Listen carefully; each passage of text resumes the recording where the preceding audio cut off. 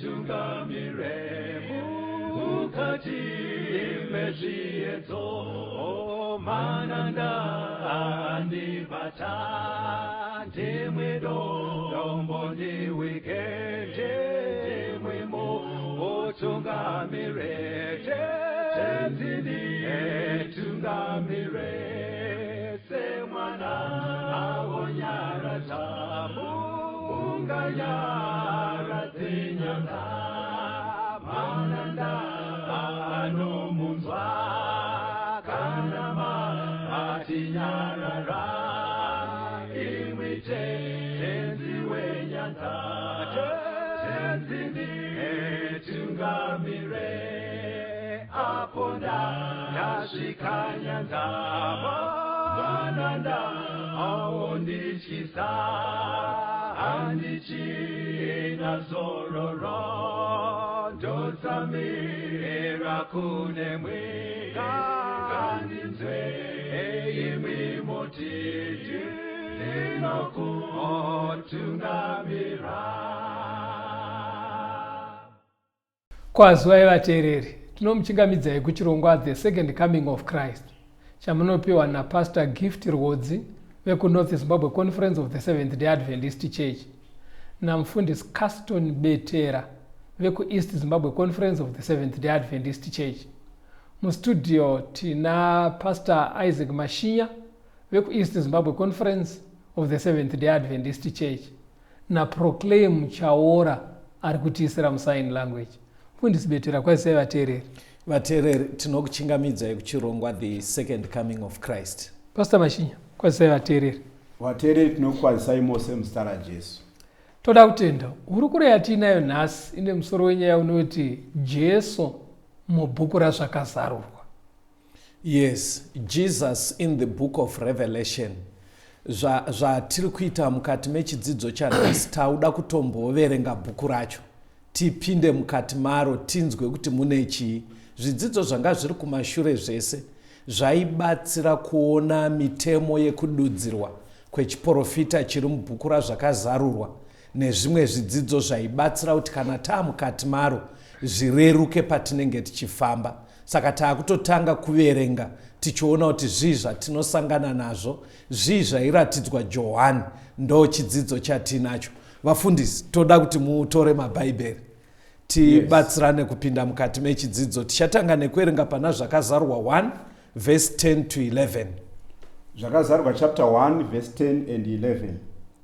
Ndakanga ndiri mumweya nezuva rasho, ndikanzwa shure kwangu izwi guru rinenge serehwamanda richiti, izvo zvaunoona zvinyore mubhuku uzvitumire kereke nomwe paEfeso, paSimna, napaPegamo, napaTiatira, napaSardis, napaFiladelfia, napaRodhokia.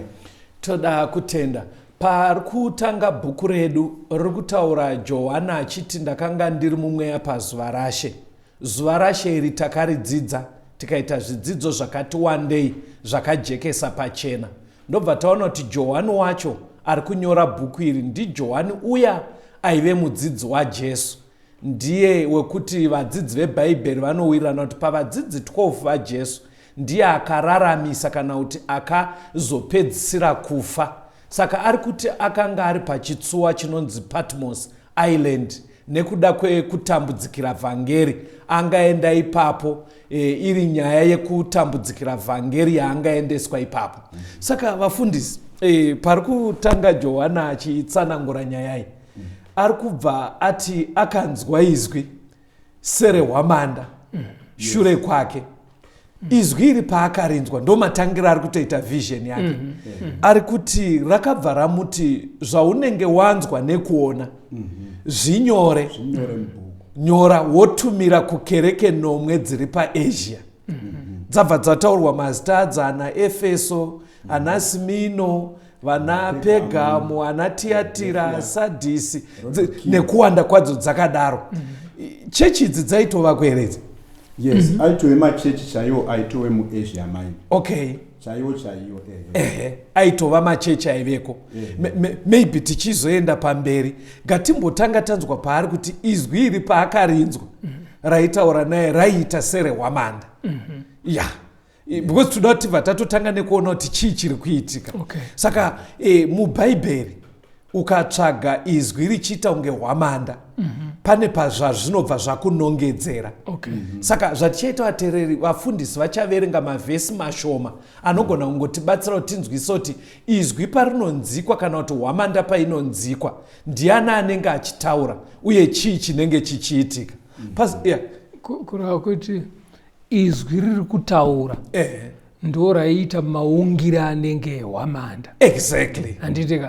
Saka chatiri kutsvaga hakuzi kungorira kwehwamanda, asi tiri kutaura panezwi rine maungire anenge okurira kwehwamanda. Exactly. Izwi riri kufananidzwa nehwamanda. Haisi hwamanda yariri.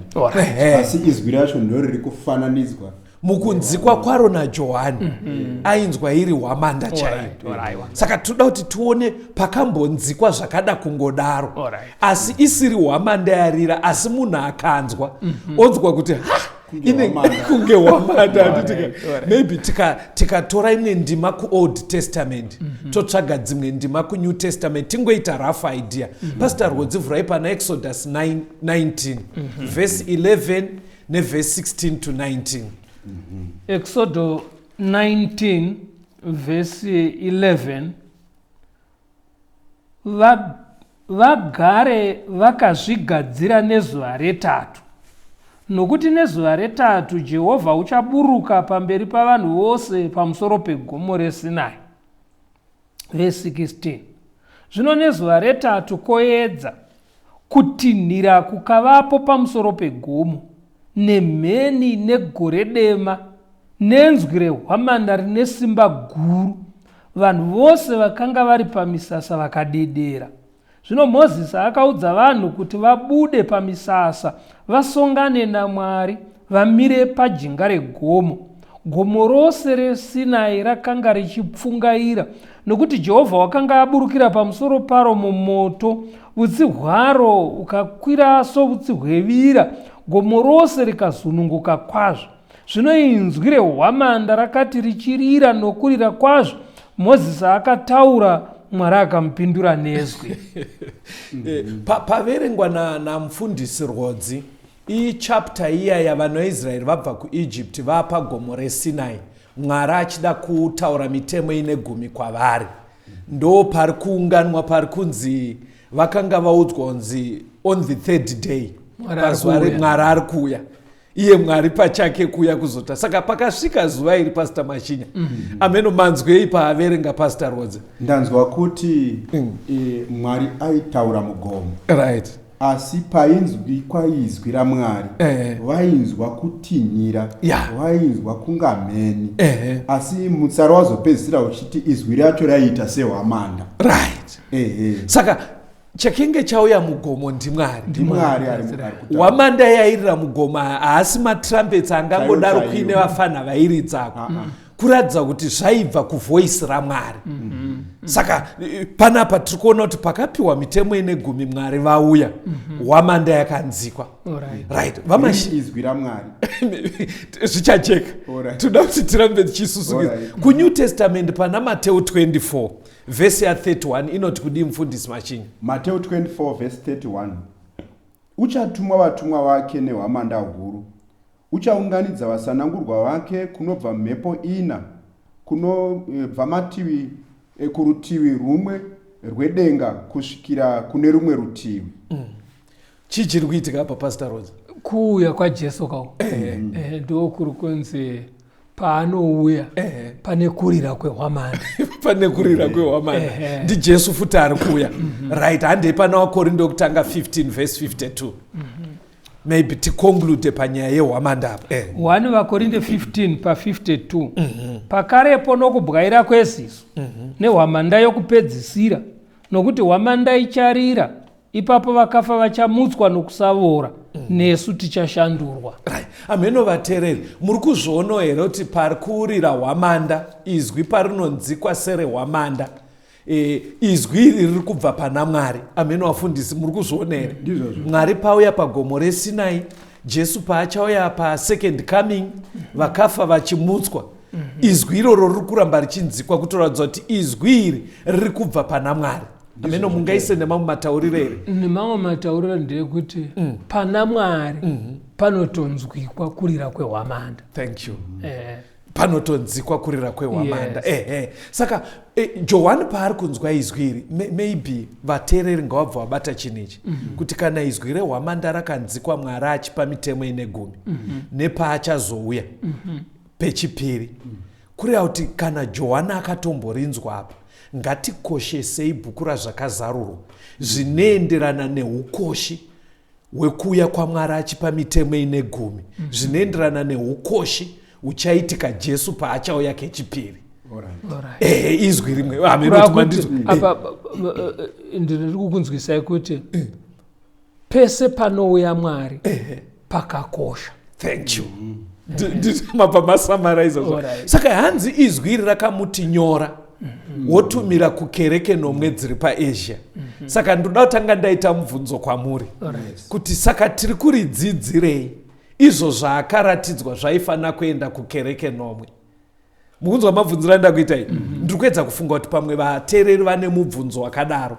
Saka pakubvunza kwandiri kuita vafundisi, imimiwo munogona kubva mabva mati but bhuku iri ritori addressed to the 7 churches, why are we studying it?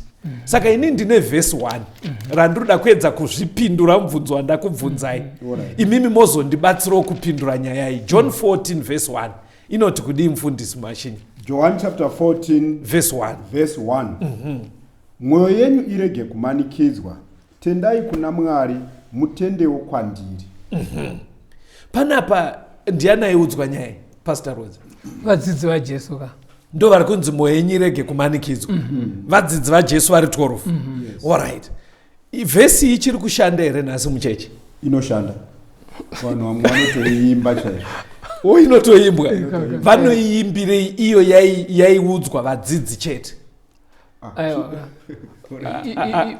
Ipapo kana kuti tiverengere mashinya kana wanga wavhura 1 Vakorinde 10 pavhesi ya11.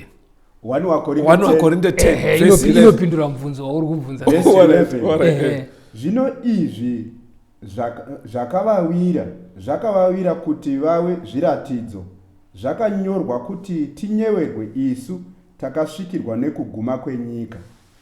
Uri kuona zvitaurwa naPaul ari kuti zvakaitika kuvaIsraeri zvaiitika kuti isusu kana tichizvinzwa kuti mukadai zvinogona kudai. Saka zvakabva zvanyorwa kuitira kuti isusu tirayirwe.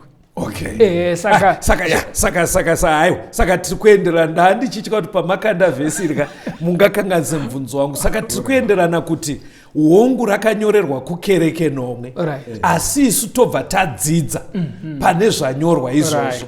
Sekungoita kwatinoita John 14 verse 1 yaiudzwa vadzidzi, asi isusu tinoiverenga ichitotinyaradzawo. Yakatonyorerwawo kuti isu vanosara vadzidzi vasisipo tibatsirwe, tinyeverwe. Right. Pane nyaya ndogara ndichitaura, mufundisi Rhodes anozviziva.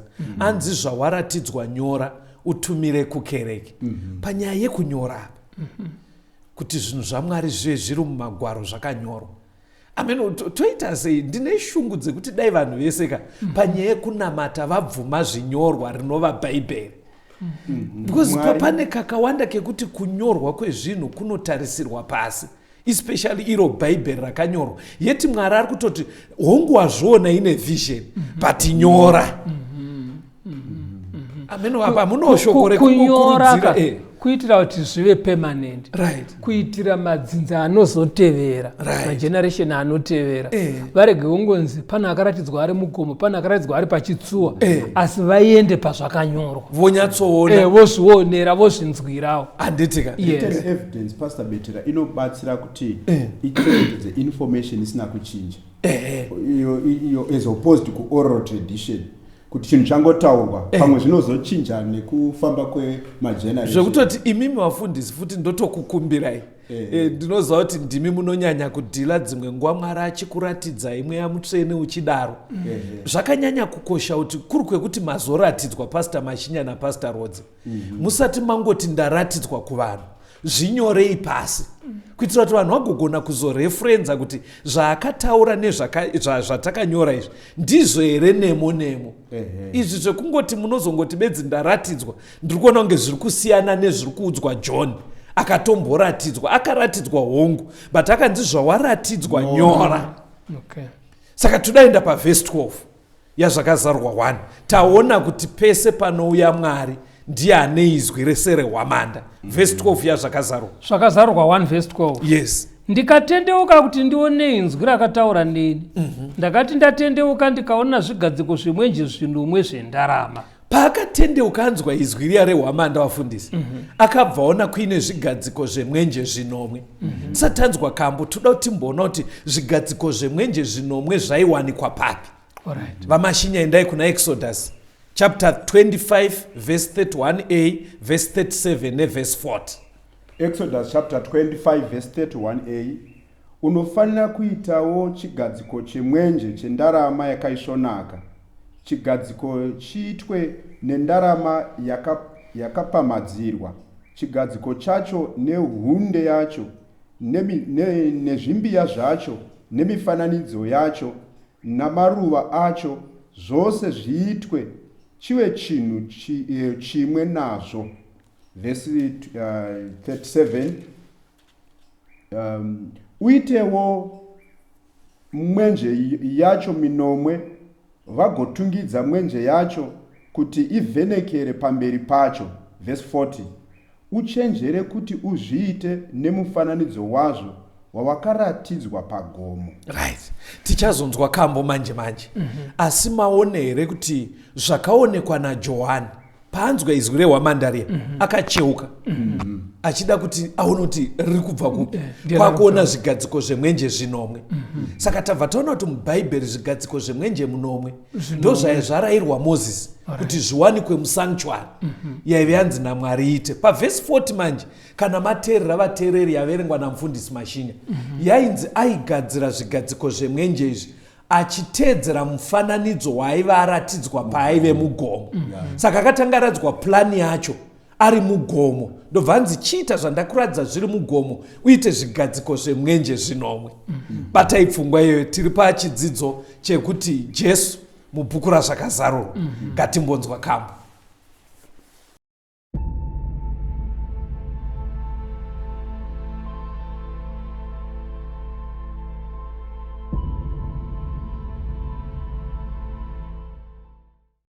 Paradira soko kune munhu wese kana kune awo vakasungwa moyo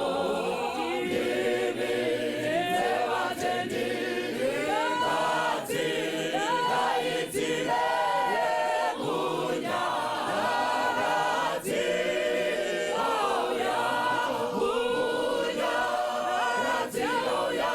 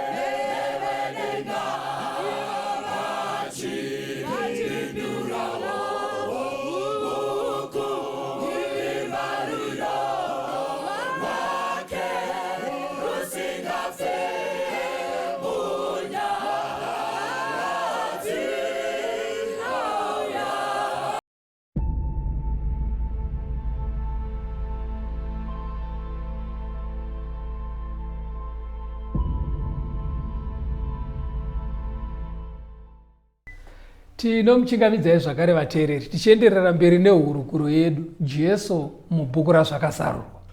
Muchikamu chatabva pazuva rashe ari pachisuwa chePatmos, muvhizheni yekutanga Johani akanzwa izwi serehwamanda, ndobva ramuti zvauri kuratidzwa nyora uzvitumire kukereke nomwe dziri paAsia, ana Efeso nedzimwe kereke dzakadaro. Saka taona isusu kuti izwi serehwamanda iri pese panouya Mwari ndo izwi rinonzikwa, izwi rinenge richibva pakutaura kwaMwari. Johani paakacheuka akabva aona zvigadziko zvemwenje zvinomwe. Ndobva taona mubhaibheri kuti zvaiwanikwa musanctuary yekenge yarayirwa Mozisi kuti avake naMwari. Plani yacho yekuvaka zvinhu zvaiiswa musanctuary angairatidzwa naMwari ari mugomo. Saka toda kuona kuti plani iyi chaairatidzwa ari mugomo chii pazvigadziko zvemwenje zvinomwe. Ndopatatasira kwafundisi. Toda kuenda pana Hebrews 8 verse ya 5. Hebrews 8 verse ya 5. Hebrews 8 verse ya 5.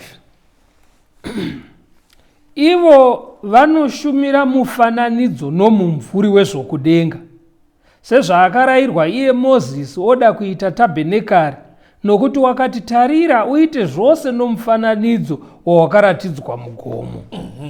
Saka tabernacle kana kuti sanctuary yakaitwa naMozisi iya anga airatidzwa uri mufananidzo wesanctuary iri kudenga. Alright. Anga airatidzwa uri mufananidzo wesanctuary iri kudenga.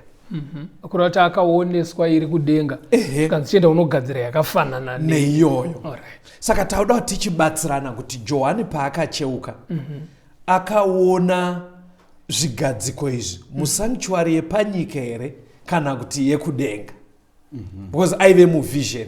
Ndibatsirei pa yepanyika yanga yatoparadzwa kapa magona mufundisi magona ipapapo ndandida kuti muzvione kuti muchidzidzo chatakaita chiya chekuti Johani mudzidzi anodikanwa zviri kutoratidza kuti nguva iri kuratidzwa Johani vision iyi vanodzidza bhaibheri makore acho anga akuma AD 90.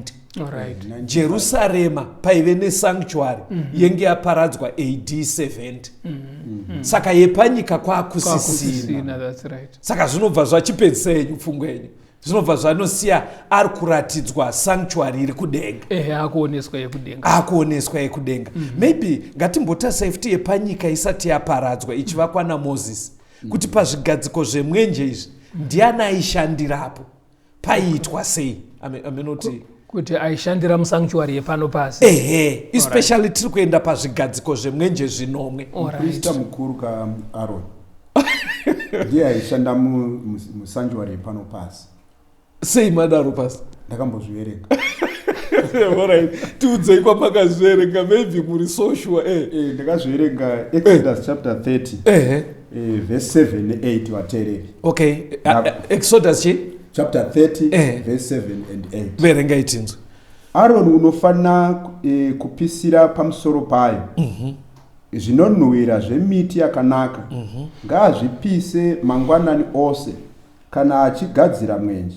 Kana Aroni achitungidza mwenje madekwana, ngaazvipise zviwe zvinonhuhwira pamberi paJehovha nekusingaperi kusvikira kumarudzi enyu ose.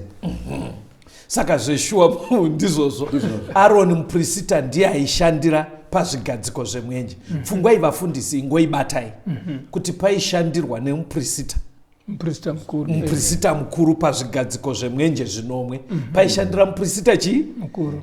Toda kuzoibatanidza mberi, but ngatimboonai nyaya yemwenje chete general ari mubhaibheri kuti panotaurwa zvemwenje chinenge chichida kutsimbidzirwa naMwari chii. Handitika iyo pfungwa yetaisendekasi yakakosha, but toda kungoona kuti mwenje paunotaurwa pfungwa ina Mwari ndeipi. Mufundisi Rhodzi pana Isaiah 60 verengai verse 1 to 3. Isaiah 60 kubva pavhesi 1. Simuka uvheneke, nokuti chiedza chako chasvika, kubwinya kwaJehovha kwabuda pamusoro pako. Nokuti tarira, rima richafukidza nyika, nerima guru maridza vanhu. Asi Jehovha uchabuda pamusoro pako, kubwinya kwake kuchaonekwa pamusoro pako. Marudzi achauya kuchiedza chako, namadzimambo kukubwinya kwakakubudira. Saka panapa pari kunzi chiedza Israeri yekare yekuOld Testament. Pfungwa yanga ina Mwari ndeyekuti vave sechiedza chinoita kuti ndudzi dzakavatenderedza dzevahedheni pavanoona chiedza ichi vauye ikoko voskonamata Mwari. Saka iri ngosiya ichiti vheneka chiedza chako chioneke, but haisi kunyatsa kuburitsa kuti chiedza chacho chimatoche rainzi Israeri ivheneke dzimwe ndudzi. But kutestamendi itsva manje pana Mateo 5 Pastor Machinya verse 14 to 16 inobva yaratidza kuti chiedza ichi chii. Mateo chapter 5 verse 14 kusvika paverse 16. Imi muri chiedza chenyika, guta rakavakwa pagomo haringavanziki, nomwenje havangautungidzi, vakauisa pasi pedengu, asi pachigadziko uvhenekere vose vari mumba. Saizvozvo chiedza chenyu ngachivhenekere pamberi pavanhu, kuti vaone mabasa enyu akanaka, vakudze Baba venyu vari kudenga. Pastor Rhodzi, yapedza ndimai chiedza chiya. Apa pari kubuda kuti chiedza mararamiro anoita vana vaMwari, kurarama kwavo kwavanorarama zvine mawirirano naMwari kunokwezva vamwe kuuya kuna Mwari, kunoonesa vamwe nzira yekuuya kuna Mwari, Yes. Saka ndopfungwa yaive naMwari neIsraeri yeKold Testament. Ndopfungwa yaari kusikotaura Jesu kuNew Testament, kuti pavatendi mararamiro neukama hwavainawo naMwari vachimuteerera zvinofanira kukwezva vakawanda kuuya kuna Mwari. Tanga tiri kungoona chiedza. Saka tine zvinhu zviri, zvigadziko zvemwenje nemwenje wacho. Saka terero nyatsobata here kuti chiedza chii? Amenodzokorora kana muri kuona kunge pasarirwa. Chiedza sekutaura kuri kuita bhaibheri, upenyu hwakanaka huri kuraramwa nevanhu vaMwari hunobva hwangoti bha panyika. Unoona kuti mabasa aya akanaka ane umwari aya. Ndopari kungonzi chiedza. Ndizvozvo mai. Saka isusu patiri kuda kufundisa, Johani anzwa izwi serehwamanda, ndobva acheuka akaona zvigadziko zvemwenje zvinomwe zvataona kuti ari kutoratidzwa sanctuary yekudenga. Ndobva taona kuti pazvigadziko apa paishandira muprista mukuru. Ndobva taona kuti light racho, kwete zvimakendlestick, light racho ndo ratatsanangura kararamiro kevatendi. Saka iro bhuku razvakazarwa rinobva razojekesa kuti izvo zvese zvataona ichokwadi. Asi pandima iyi zvigadziko zvemwenje rinobva raisa pachena kuti zviri kumirira chii. Saka toda kuti rikaisa pachena tobva tabatanidza nepfungwa dzatataura tiedze kuona kuti Mwari vane pfungwa dzipi pandima iyi. Zvakazarwa 1:20 inobva yajekesa kuti zvigadziko izvi zvaimirira chii. Zvakazarwa 1:20 zvakavanzika zvenyeredzi nomwe dzawaona muruoko rworudyi rwangu nezvigadziko zvemwenje zvinomwe zvendarama. Nyeredzi nomwe ndivo vatumwa vekereke nomwe, nezvigadziko zvemwenje zvinomwe ndidzo kereke nomwe. Right. Hanzi zvigadziko zvemwenje zvinomwe ndidzo kereke chii? Nomwe. Kureva kuti Johani paakanzwa izwi akanzi zvaunoratidzwa nyorera kukereke nomwe dziri paAsia, dzaiti Efeso, Smina, Pegamo, Tiatira, Sadisi, Philadelphia neRodokia. Zviri kubva zvanzi machechi iwayayo paakacheuka achiona zvigadziko, ari kubva anzi zvigadziko zvemwenje izvi zviri 7 zvaimirira makereke iwayo ari 7. Mwenje tikaona kuti kurarama kwakanaka kunoitwa nevatendi. Saka kufunga kwenyu pfungwa iri kubuda apa ndeyei takatarisa kereke nomwe idzi? Mwari ane shungu dzipi paanoona kereke yake? Shungu dzina Mwari ndedzekuti makereke aya avhenekere nyika. Right. In other words, kuburikidza nawo vanhu vaoneswe nzira yekuenda kuruponeso. Thank you. Maybe ipapapo pamwe zvichazojeka zvimwe zvidzidzo. Makereke manomwe aya patiri kuti Efeso, Smina, Pegamo, kutumidzwa kwawo zvichienderana nenharaunda yaaive. Yaingova kereke imwe chete pakutenda. Zvasiyana nanhasi kuti makereke ane mazita akawanda. Idzi mazita kwete kuti kuri kusiyana katendero. Vanhu vaitenda zvimwe chete, but imwe yaiwanikwa paEfeso, imwe yowanikwa paSmina. Nanhasi ndo zvazviri. Saka Mwari kana achiona ane kereke imwe chete, saka yaive pfungwa yake sezvamataura Pastor Rodzi, kuti vaiungana paEfeso nevaiungana paPegamo nevaiungana paSadisi vave chiedza kuita kwavo kuvhenekere nyika. Ndo pfungwa iri kubuda panapa. Saka ngativerengei tichidzika tozobatanidza futi pana zvakazarwa 1 ipapo. Hatibvei futi pavhesi 12 tosvika pavhesi 16. Zvakazarwa 1 kubva pavhesi ya12. Ndikatendeuka kuti ndione inzwi rakataura neni. Ndakati ndatendeuka ndikaona zvigadziko zvemwenje zvinomwe zvendarama. Napakati pezvigadziko zvemwenje mumwe wakafanana nomwanakomana womunhu akafuka nguo yakasvikira kutsoka, akazvisunga napachifuva nebhanhire rendarama. Musoro wake nevhudzi rake zvakanga zviri zvichena samakushe machena sechando. Meso ake akaita somurazvo womoto. Tsoka dzake dzakanga dzakafanana nesafuri inopenya inenge yakanatswa muvira. inzwi rake rakanga rakaita senzwi remvura zhinji. Muruoko rwake rworudyi wakanga akabata nyeredzi 9. Mumuromo make makabuda munundo unopinza unocheka kwose. Chiso chake chaiva sezuva rinopenya nesimba raro. Ndima yacho yakati rebei. Ndichaedza kungotsanangurawo zvandabata vateereri. Johani paakacheuka achiona zvigadziko zvemwenje 9, pakati pezvigadziko izvi akabvaona mumwe akaita semwanakomana womunhu. Hanzi anga akapfeka, sorry ndichaisa kachirungu, robhu kana kuti mucheka wanga wakareba kusvika kutsoka. But pano pachiuno apa wanga wakasungwa nebhanhire rinoita kunge regold rakanaka chaizvo. Hanzi tsoka dzake dzaita kunge polished brass, manhinga achaya. Hanzi maziso acho aive murazvi wemoto, like polished brass kutsoka uko. Maziso achona achipenya. Hanzi musoro wafundisi wanga wakachena kuti mpu. Bhaibheri kuzongoti semakusha akanatswa, but rinoda kuradza white uya unenge wakachena kuti mpu. Zvikanzi mumuromo macho maibuda munondo. Mumuromo memunhu ari kuita kunge mwanakomana womunhu, munondo unocheka masaidhi ese. Hanzi muruoko anga akabata nyeredzi 9. Zvikanzi izwi racho richivhundutsa zvakadaro kudescribe maonero akaitwa naJohn. Saka maybe kuti zvitirerukire handei mbijana. Kuti ndokuti zvibuda handitika. But tisatenda mbijana tione zvadescribwa zvese izvi. Daniel akamboratidzwa futi. Zvakangofanana nezvizvi. Pana Daniel 10 verse 5 to 6. Verengai munzwe. Daniel chapter 10 verse 5 and 6. Ndikarinzira meso angu ndikatarira ndikaona murume akapfeka mucheka akasungwa chiuno chake nendarama yakaisvonaka yeufasi. Muviri wake wakanga wakaita sebheriri, chiso chake chakapenya semheni, meso ake akapfuta semazhenje, maoko ake netsoka dzake zvakanga zvakafanana nendarira yakakweshwa, uye kutinhira kwamashoko ake kwakaita sokutinhira kwavazhinji.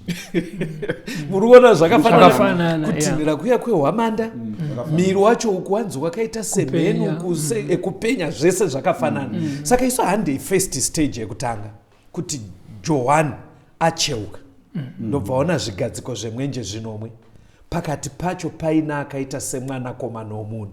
Saka hatimboendei pari kunzi saka semwanakomana womunhu kuti ndiani waakaona. Ameno tikufamba tese. Saka hatiende pana Luke 19 verse 10. Itibatsire. Luka 19 verse ya 10.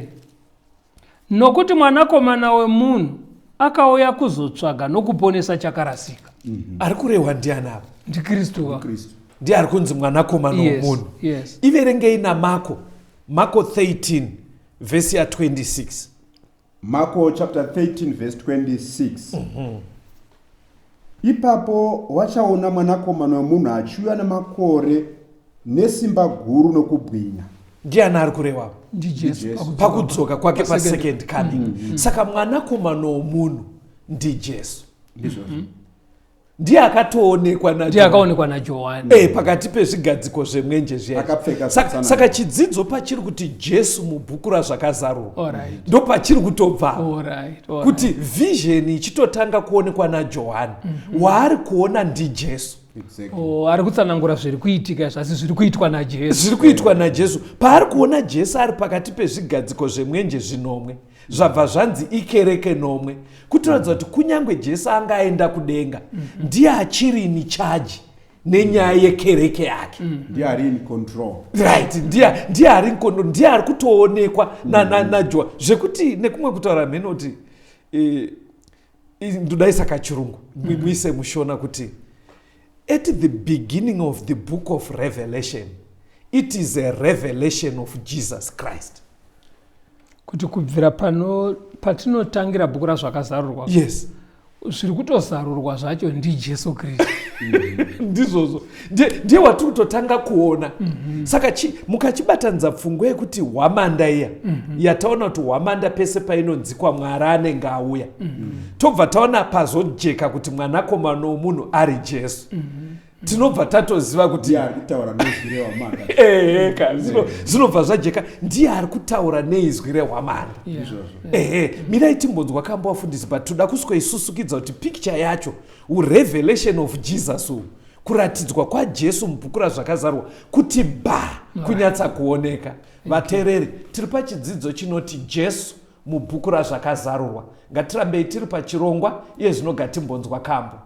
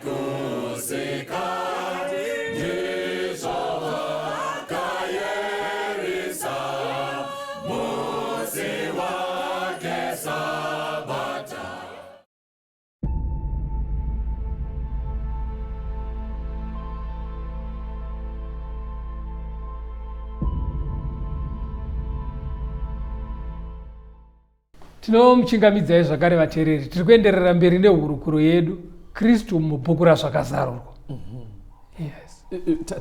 Taona chisofa. Zvataona kubva patatangira ndezvekuti kana pachitaurwa sekutaura kunoita Johani kuti ndakanzwa kurira kwehwamanda, zvinenge zvichitaura matauriro aMwari. NdiMwari anenge achitaurwa ipapo.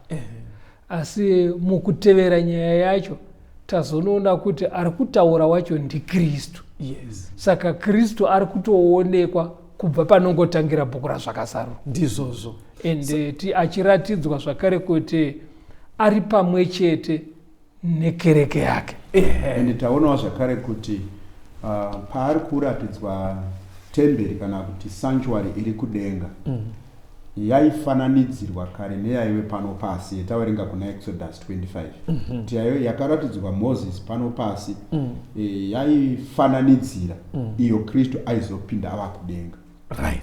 Zvatauda kuti tichiita, tanga taona aratidzwa, ndobva ati ndakaona semwanakomana womunhu, ndobva abva tanga akapfeka mucheka wakareba, bhandi racho rire gold, takuenda pamucheka. Tatoona ndiKristu, but toda kuti zvinyatsa kubuda kuti ndiKristu achiitei. Saka dressing yaainayo inofanira kubva yatudzwa kuti iuniform yekupi yaakapfeka. Mapabata ka Exodus 28 verse 4. Moiverenga yakabatana na Exodus 29 verse 5.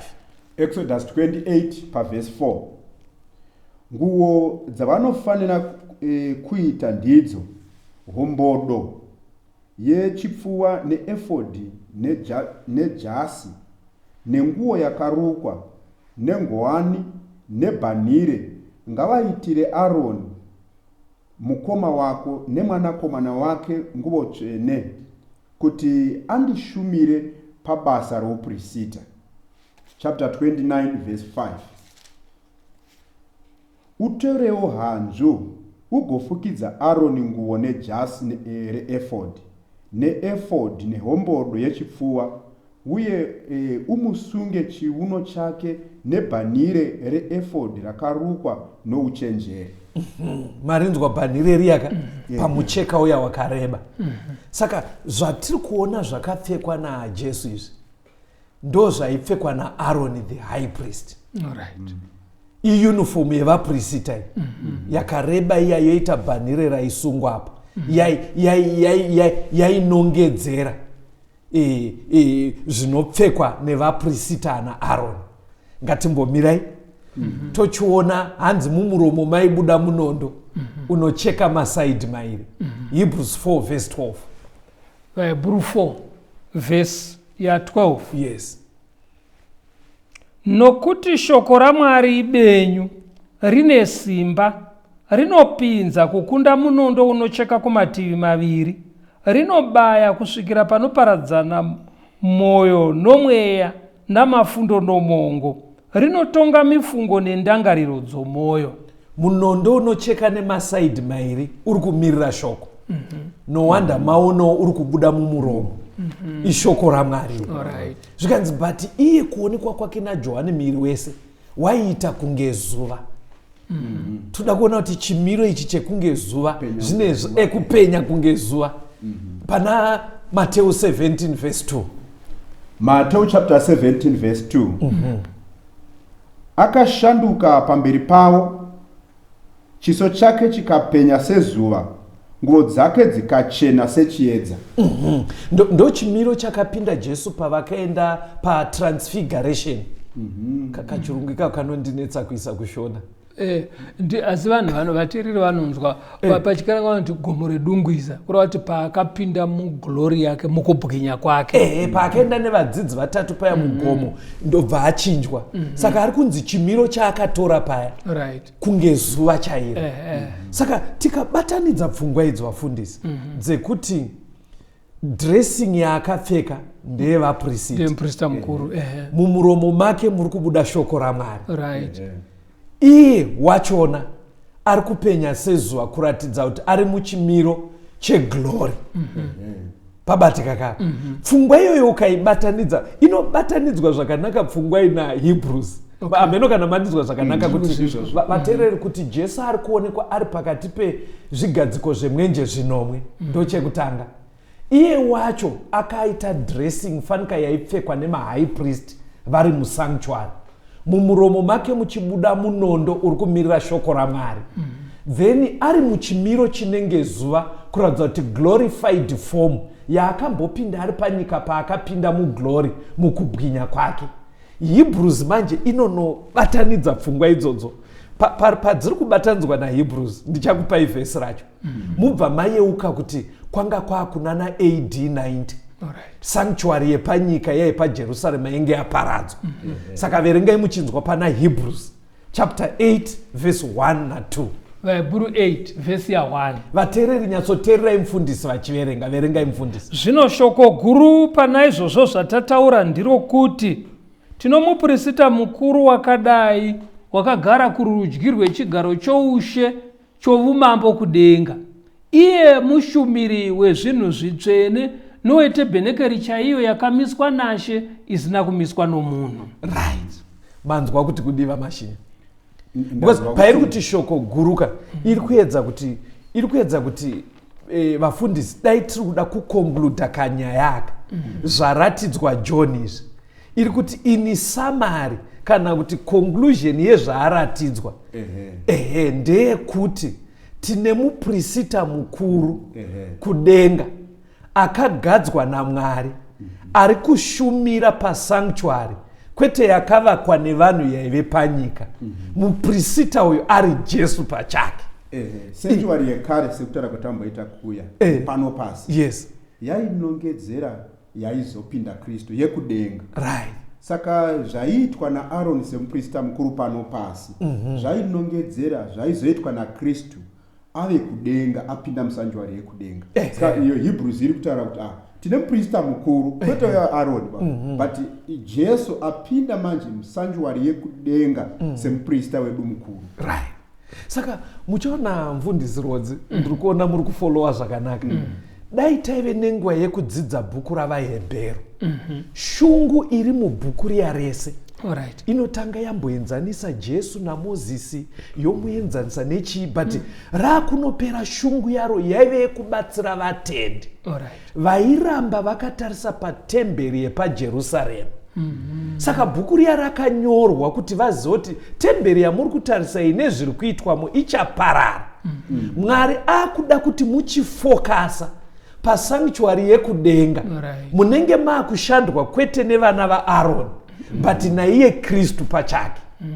Saka zvaitika ndezvipi wafundisi? Pafa Jesu achimuka pane imwe ndima yamakambotidzidzisa Pastor Rhodes yekuti paafa paya panonzi jira remutemberi rakatsemuka pachidedzera iye achibva adedzera kuti zvapera. Kuna Mateo aiedza kureva kuti zvanga zvichiitwa musanctuary yepanyika zvanga zvichimirirwa nemwenje minomwe, makwai anga achiurayiwa nezvenge zvichimirirwa nana Aroni vaprista zvapera, zvazadziswa maari. Saka paakamuka zviri kubuda apa zviri kuradzwa Johani ari kunzi ona shamwari, pandakamuka paya ndikaenda kudenga ona basa randakuita ndiri kudenga. Akabva anotora basa riya raiitwa nana Aroni nekuti raiitwa nemakwai akariita pamuchinjikwa. Iri rana Aroni vachimirira vanhu vari pakati pezvigadziko zvemwenje, akabva atoti ndiye akuriita. Saka kubatidza kwaita ana Aroni mwenje vachimira pakati pemwenje ndokwabva kwanzi nebhaibheri patadzidza aiwa zvigadziko izvo ikereke nomwe. Aakumira achionaona kereke idzi ndiye Jesu pachake.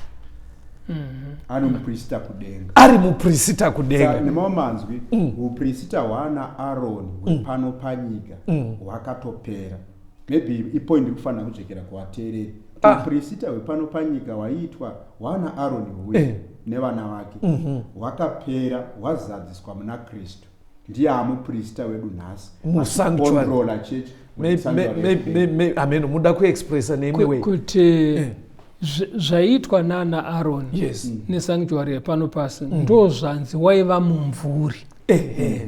Muridzi wemumvuri manje ainongedzerwa nehwaidzi yandiJesu. Ndobva afa pamuchinjikwa. Ana Aroni waiva mumvuri pakuti vaifanomiririra basa raKristu reuprista raari kuita iye zvino.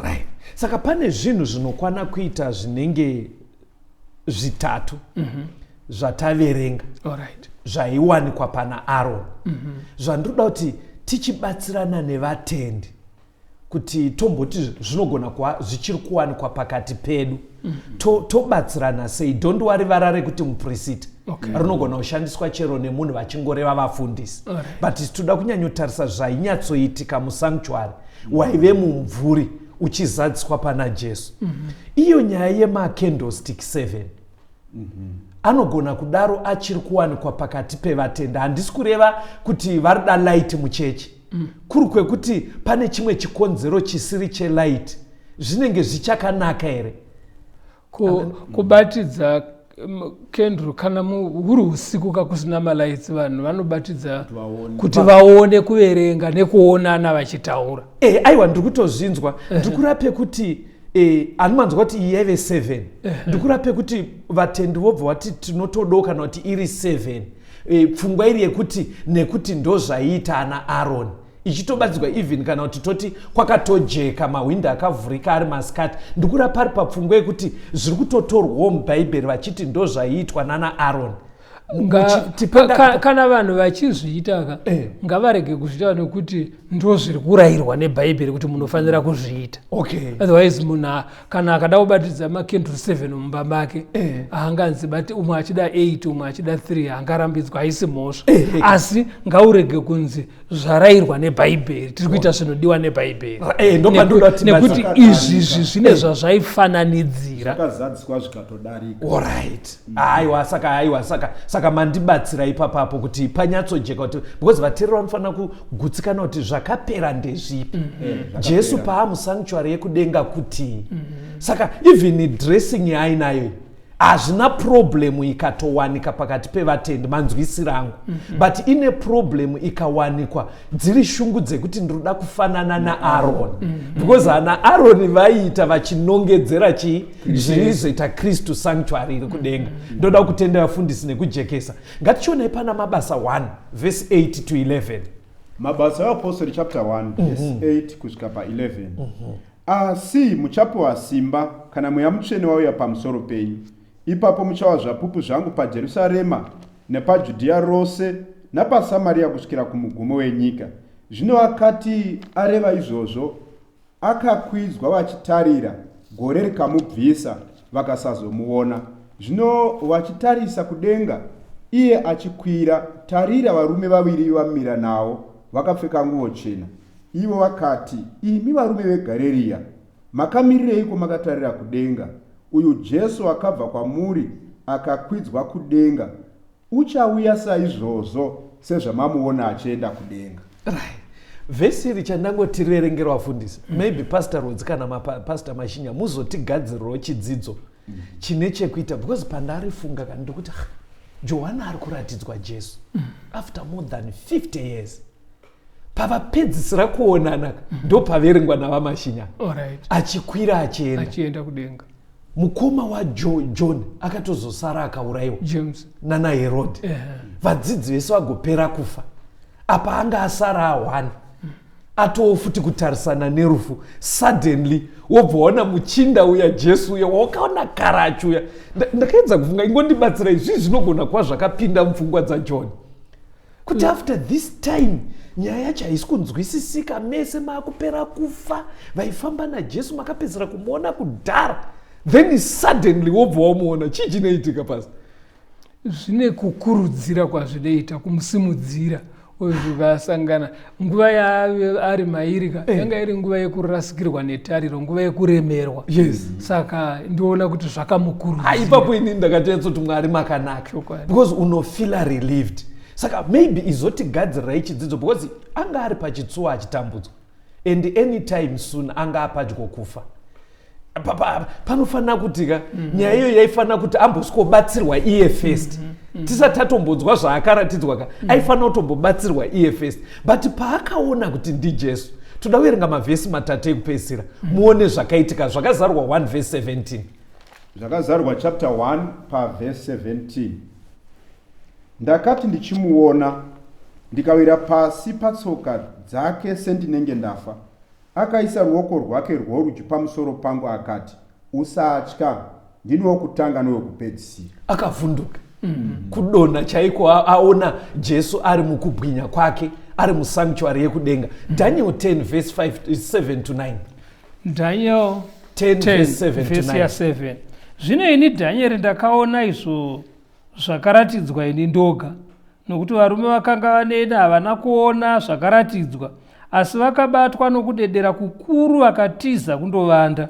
Ini ndikasiyiwa ndiri ndoga, ndikaona chinhu ichi chikuru chandakaratidzwa, ndikapererwa nesimba, nokuti kunaka kwechiso changu kwakashanduka kuipa mukati mangu, ndikasazova nesimba. Kunyange zvakadaro ndakanzwa kutinhira kwamashoko ake. Zvino ndakati ndichinzwa kutinhira kwamashoko ake, ndikabatwa nehope kwazvo ndivete pachiso changu, chiso changu chakatarisa pasi. Mateo 17 verse 7. Mateo 17 verse 7.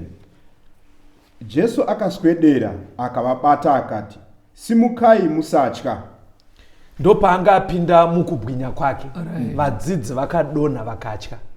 Daniel paakasangana naJesu akadonha akatya akapera simba. Johani paakasangana naJesu pavision akadonha akatya akapera simba. Saka ndiri kungoona bedzi zvimwe tichazodzidza hedu, but ndiri kungoona kuti Mwari paaishanyira varanda vake ari muchimiro ichi haise nice experience. Hazvina kujairika. Zvine kakusiyana kazviri kuita nezviri kuitika mazuva ano, kuti mazuva ano unogona kutosangana namufundisi kana munhu anoti ndandiri muvision naMwari, but zvichisiyana nezvaiitika ava vemubhaibheri pavaipinda muvision vaifenda.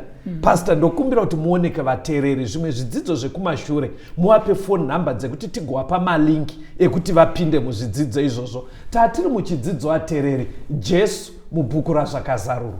Toda kutenda vateereri, kana pangaita mibvunzo kana zvimwe zvamoda kuti tibatsirane, zvakarewo kuti mupinde mumagurupu amunogashira chidzidzo zuva rimwe nerimwe, tibatei panhamba dzinotevera 0774 651 181, 0774 651 181, kana kuti 0716 452 086, 0716 452 086. Mwari vave nemi, tigosangana muchikamu chinotevera. Tenzi nditungamire mukati mezviedzo, mananda andibata.